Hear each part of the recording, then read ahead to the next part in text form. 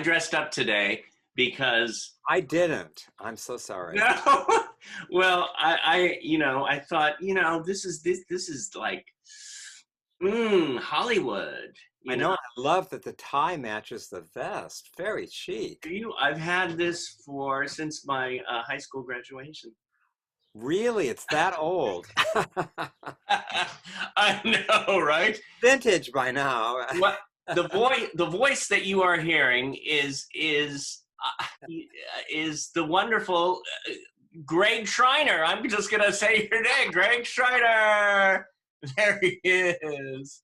Oh, hello. Hi, David. How you doing? I'm great, thank you. Good, good. I have this whole thing worked up, but I love how it just flows sometimes. I Okay. wrote down, this man has magic hands. He plays the piano for so many. He's a collector who has an eye for the beautiful costumes of the Hollywood past. He has created Hollywood Revisited. He is loving and extravagant. That's what I. Wow, quite an intro. Yeah. Oh, thank you, thank you. I'm gonna throw out a name. See Okay, what comes up for you. okay. Marilyn Monroe. Ah, the love of my life. Uh, I could talk about her for the whole session, and that would be it. I have adored her my entire life, and starting in 1982, I actually became president of her fan club, and I still am. Today it's called Marilyn Remembered, and it's a club open for anyone who loves Marilyn Monroe. In fact, if you love her, you just go to marilynremembered.org, and you can join for free, no charge, and become a member. And up until recently, we were having events all the time. Right now, we're sort of on hold, obviously, because of the pandemic, but hopefully, again, we'll be starting up. And we still do some online things, so it's a great way to stay in touch with others who love Marilyn. And we also have a presence on Facebook. We have a page there where you can follow what we're up to there, too, as well. so, what got you interested in Miss Monroe? Well, I think it's because my parents took me as a young boy to a drive-in theater. Remember those drive-in theaters? I heard they might be bringing him back. They're practical now. Believe it or not, in Monroe, Wisconsin. Can you believe it? And they took me to see Some Like It Hot, and I absolutely could not believe this gorgeous woman on the screen I was seeing. Nobody looked like that where I lived. And I fell in love with her, and I don't know, I started collecting her as a young boy. And then when I moved to Los Angeles, oh my gosh, suddenly I was around people that actually knew her. And I felt I needed to do something, so I formed this club with a couple other people. And I've been president of the club ever since, and we have done remarkable things for her. We've done exhibits for her. I've been responsible for many documentaries on television, movies. At the Hollywood Museum? Out of the museum. I mean, and I personally have one of the larger collections now of items actually owned by Marilyn Monroe. So it's a remarkable thing to happen to me, and I am so grateful. And I can't believe where I've come from a little boy loving her to being one of the authorities and on her now, and also owning so much of her collectibles. I love that. There are Yeah. two things that popped out at me. One, is there a collectible that you know that you'd like to have that you don't have, or are you pretty much like, I love what I have? Or Well, I love what I have, and I'm grateful because I have a lot of stuff. yeah. Yeah, of course. I've always had my eye on the President Kennedy dress that she wore in 1962 to sing Happy Birthday. Unfortunately, every time I go to the auction, I just miss it by this much. The last time I went to get it at an auction, I went for, I think, $5.6 million. So I was a couple dollars short. Dang it, yeah. So probably I'll never see that unless, David, you want to loan me some of your wealth. And Oh, sure, sure. Hello there. hi there. Oh, wonderful. Oh my God, yeah, right, my wealth. I'm rice and beans right now. Yeah. Well, I guess that dress is not going to happen soon then. Yeah. No. So you started with Marilyn Monroe, and did it like popcorn, or or diamonds? Did it go to interested in collecting other things? Well, you know, the reason I started that actually is because Marilyn Monroe became more and more expensive because people were realizing her value. Yeah. So by the I would say the later 1980s, I started collecting her in the early 80s. Um, it was becoming almost impossible to get anything of Marilyn's anymore. But I was falling in love with movie costumes and the whole sort of ambience that came with it of owning things by stars and what they wore in the movies, and then seeing them on TV and having the costume sitting next to me on the sofa while I'm watching it and seeing it right there. And I thought, I'm going to start collecting other stars. So I did. And one day I woke up and I had 500 in my closet. And I go, whoa, how did this happen? Do you ever like just say, I'm gonna wear that one today? You know, I have worn things, but the men's things. I do collect men as well as women. I've never worn a woman's thing for several reasons, including the fact that I'm really too big for anything women-wise. So Okay. it wouldn't have worked even if I wanted to. I know. Well, I do have to say I have one dress in there, and I wanted, what is it? it's like a '60s muumuu or something. Uh-huh. Very flowerful. It was my mother's, and it's so '60s that I wanted to save it. I've only worn it once for Halloween, but I look at it once in a while. I bet you were stunning. Me Stunning. and my little glasses. Uh, I put a hat on and a wig, and I was like, "Hello, let's get some gefilte fish." No, you're a spitting image of your mother, I'm sure. well, she doesn't have a New York accent Okay. because she's from Mississippi, Okay. but um, so gosh, I'm thinking about all the collectibles you have now. You might have some surprises for us. Yes, if you Well, I brought a couple things in, three things to show you today. now, is this from the Hollywood Revisited collection? Well, everything is Hollywood Revisited, in the sense, what happened is because I had so many things, I decided there had to be some use for all these costumes. So I thought, why not put a show together using the costumes and have singers and dancers wear them and recreate moments from the golden age of Hollywood. And I would play piano, which I do for a living anyway, Beautiful. and narrate the show and make it into a really big production. So I did that way back then, and it's grown and grown now to where I have taken the show to some of the most major theaters in the country, and it's been very exciting to play in these 2,000 seat theaters and have a full house of people loving the show. It's amazing what, if you have a dream and you keep pursuing it, it can happen. Yeah. And that is the case here. And if it hadn't been for the COVID-19, we'd be performing right now somewhere. But unfortunately, of course, that's at a halt at the moment. But we've had some grand adventures with the show. It's been a wonderful adventure, and I've got some very, very talented people performing in my show, and it's been a lot of fun. I can't wait till we open up again so I could come see it again. I think the last time you were doing it in Palm Springs, I did it at the Annenberg, was one of our last shows we did before everything shut down. Yeah, at the beautiful Annenberg Theater, and very successful. And we're supposed to be back there again next year, so we'll see, right. depending on what happens with all of this. Yeah. By the way, what's your cat's name? I don't have a cat. Really? Uh-uh. Oh, a dog. I I saw some kind of animal in the back, and it looked like a cat. I have three dachshunds, miniature dachshunds, Lucy and Fergie and Missy. Oh, of course. I've Yeah, been there, so I should know. you've seen them, definitely. They're gorgeous. They're They gorgeous. are. And beside all the collecting that you do, I Mhm. want to thank you. I'm jumping a bit, and I'm going to come back, but you Okay. are a master piano player, and to have you play for me and play for everyone out there that comes to you, you brighten them up. with you. Well, may I say on behalf of you, it's easy to play for you because you're musical and talented and those kind of people. It's not an effort. It happens. It's easy for me. You make me look good, Oh, sound good, because you're so good, and that helps a lot. we go together like. So yes, let's see these outfits.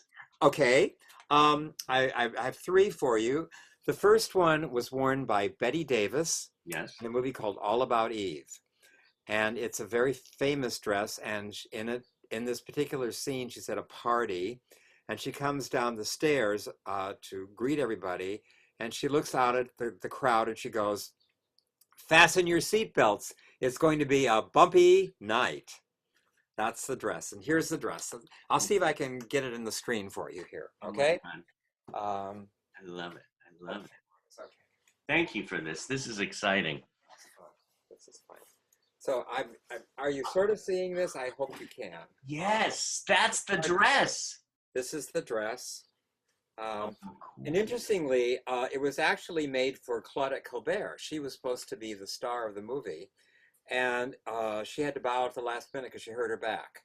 Oh. So Betty Davis stepped in her place, and the dress did not quite fit Betty. And they didn't discover it until it was almost too late, and the shoulders didn't stay up, they fell off. Right. Betty loved the way it looked that way, so that's why they left it in the film. The shoulders are off rather than up where they should have been. So it's kind of fun that little story, and it's got mink cuffs and mink pockets, kind of fun, and very voluminous. You can't see all of it, but it's a huge skirt, and of course she looks fantastic in it. So it's a great story. Betty Davis is All About Eve. All About Eve. That's the movie. A grand movie, one of the best. Oh, and Edith Head creation. Oh my God, that in itself is a. Well, that's a fun one. That's amazing. Thank you for that. Then I brought a male costume because I figured you needed to see that, and hopefully you can be showing the video or the stills of them. Oh yeah, we're showing them. This is a costume from a movie called Shakespeare in Love.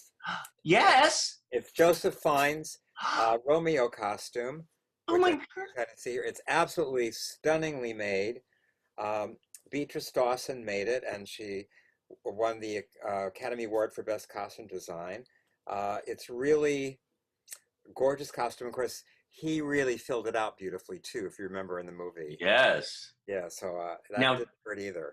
Tell me, Yes. Is that a costume you've worn? Yes. I tell you, I wanted to jump right through that screen into that costume right now. I can actually say I've been in Joseph Fiennes' pants. Oh! You may want to edit that out. I don't know. No. Why not? Why? It's perfect. It's such a gorgeously made costume that I thought you would appreciate that aspect of it. It's really stunning. That really is stunning. Wow. Oh, and I love the colors. I mean, blue is my favorite, but then with the gold, it's amazing. Gold, and then it's got jewels and beadwork and things too. It's just really, really stunning.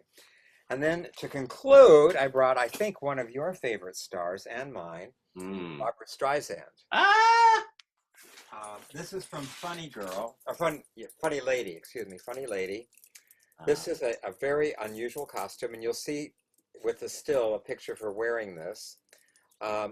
It's an Arabian costume that she wears in the movie, and it even has a hat that goes with it. Oh my God, look at that. Kind of fun. And a number in the movie, and I'm a big fan of Barbra Streisand, so of course I wanted to show this one. And this is a Bob Mackie creation. Bob Mackie's one of the best designers of that kind of glitzy, beaded kind of thing. He's really a genius at that. And if you can see how gorgeous this is, covered in pearls and other jewels and rhinestones, and quite stunning. Look at those pearls. I know. They are gorgeous, aren't they? Oh my God. So I mean, to hear those names, to hear Streisand and Betty Davis, and then Edith Head, and the designers, the stars, and they're all right there. Such history. It's Yeah. like oozing out of the screen. Well, that's my dream, is to save a bit of that history so it's not lost for the world, and also for people to get to enjoy some of this through my show, Hollywood Revisited, where we relive again, because I think people are kind of forgetting about old Hollywood because we don't have access to it like we should. Yeah. I think a lot of younger people are not realizing the great heritage that we have of these wonderful old movies that are really good. There are good movies made before 2000, Oh, and we have to recognize that. And some of them are even black and white, and it's okay. You know, black and white's okay to watch.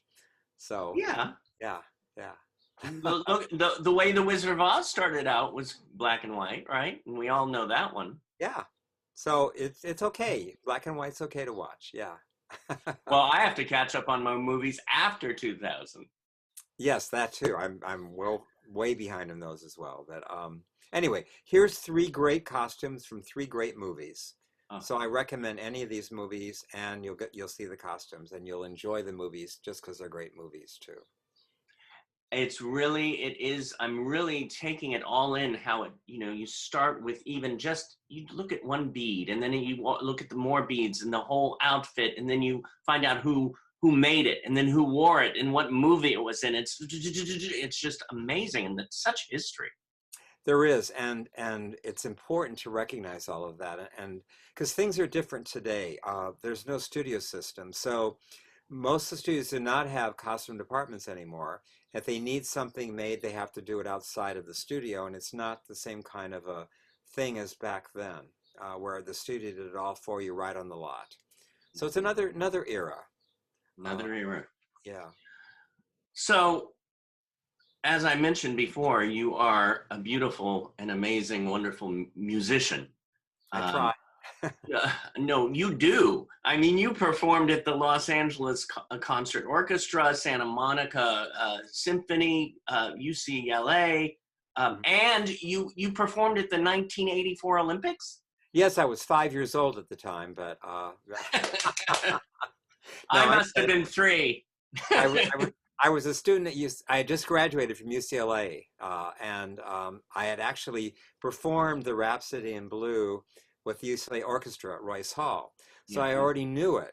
And that's what they were looking for, people that could play Rhapsody in Blue for the Olympics. So I was one of 84 pianists chosen from all over the country to be in that particular production. And we all had our own grand pianos at the same time in 1984. I know you weren't even born yet, so you weren't aware of that, but I was a no. that was a little floating something or the other. No, Right. I was born. Okay.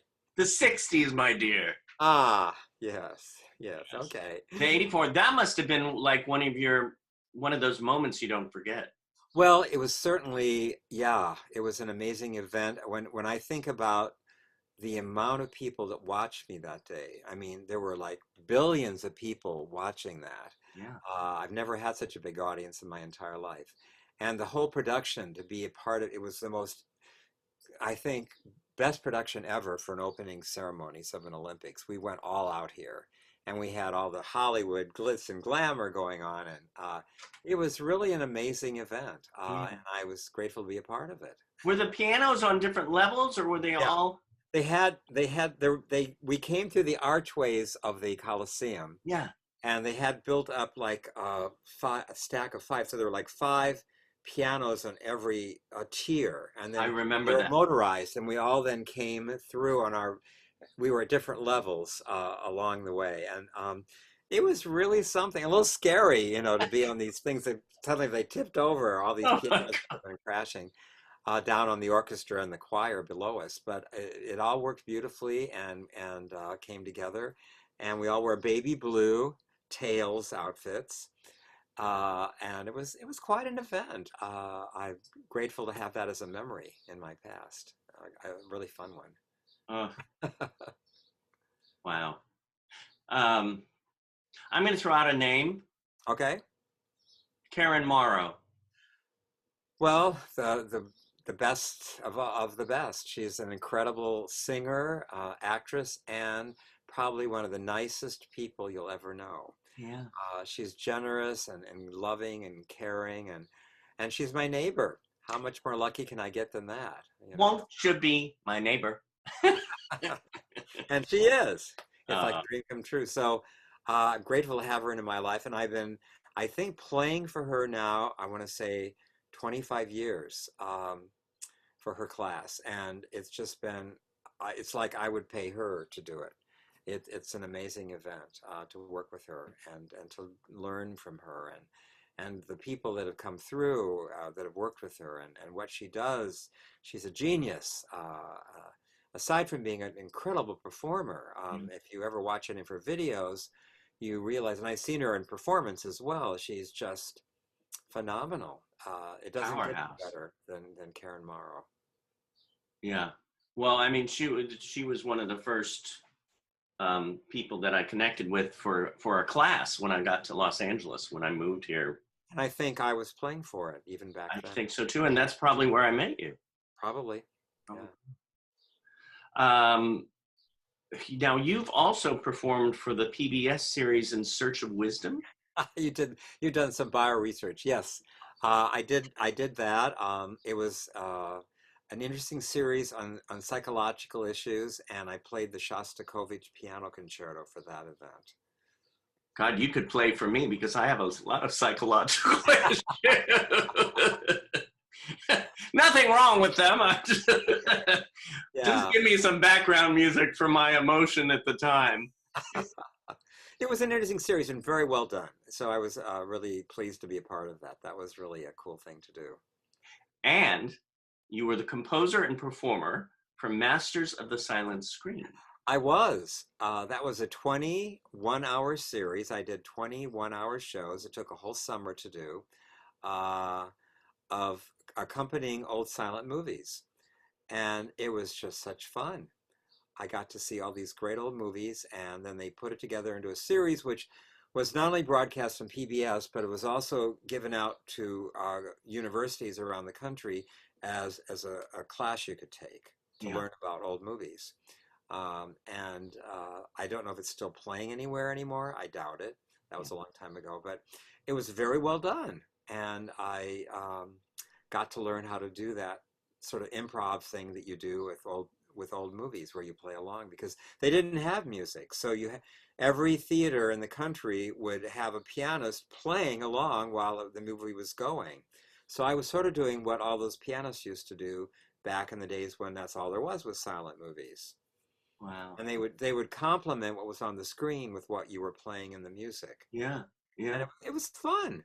It was really, I enjoyed it. It was hard work, but I did a whole summer of it and got through it. Well, it seems like you followed your dream in life. Well, I got to do a lot of fun things. I always wanted to be a movie star. Mhm. Never achieved that goal exactly, but through what I do, I'm a performer now, and I have actually been in several documentaries on television, and I was even in a movie in the sense that they made a movie about the club, Marilyn Remembered, which is an hour and a half one. It played at the Egyptian Theater in Hollywood, and it's a good movie. And so I got on the big screen at least once. Oh, wow. What right now, what is your biggest dream? I think to be able to perform again right now. I mean, that's my wish anyway. As far as dreams go, you know what? I've had a rich, full life. So aside from still hoping I'll be a movie star, I think I'm very happy doing what I'm doing because I love everything I do. I teach at a college, Santa Monica College, and I perform with my show, Hollywood Revisited. I'm president of the Marilyn Monroe Fan Club. I work with Karen Morrow. I mean, and I've got a fabulous church that I'm organist at. Yeah. So I feel like I have been incredibly lucky with my life, and I'm doing a lot of wonderful things with a lot of wonderful people. And how many people can be any happier than that? I don't know. It's like you got everything you need. I just want to start performing again. You will.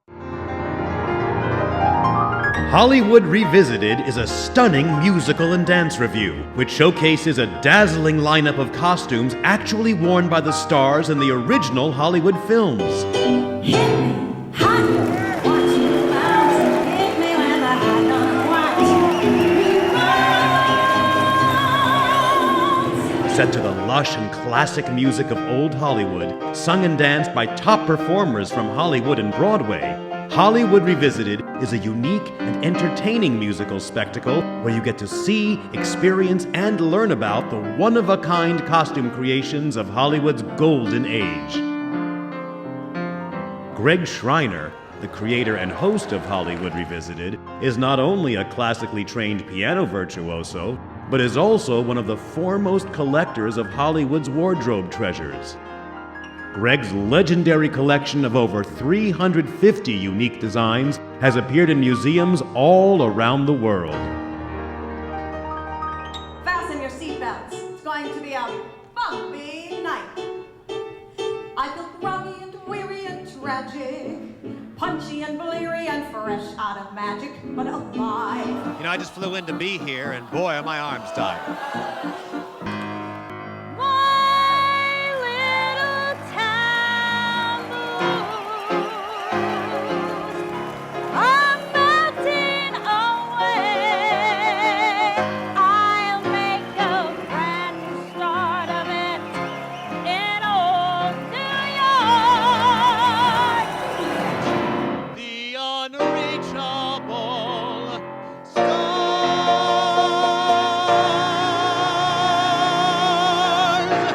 For the many clients who book the show repeatedly, they are amazed that they are never given the same show twice.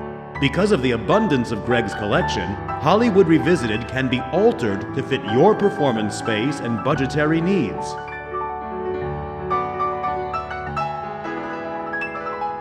The greatest star!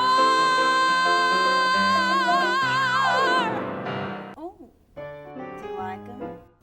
These are my summer diamonds. Some are, some aren't.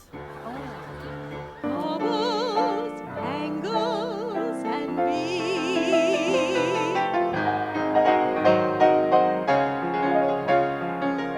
We're excited to provide entertainment for your next corporate event, cruise voyage, or local performing arts center. Hollywood Revisited, the show that lets you reach out and touch the fabric that dressed the stars. Hollywood!